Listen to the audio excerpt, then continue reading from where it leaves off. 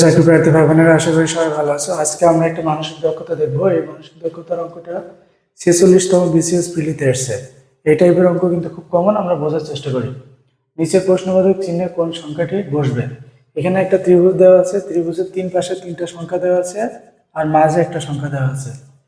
আর এখানে এই ত্রিভুজের তিন পাশে তিনটা সংখ্যা দেওয়া আছে, কিন্তু মাঝের সংখ্যাটা দেওয়া নাই। আমাদের কাজ হচ্ছে মাঝের সংখ্যাটা বের করা।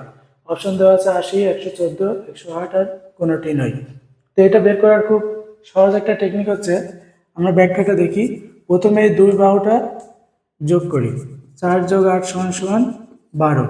একে তৃতীয় বাহু দিয়ে গুণ করি, গুণ করলে 108।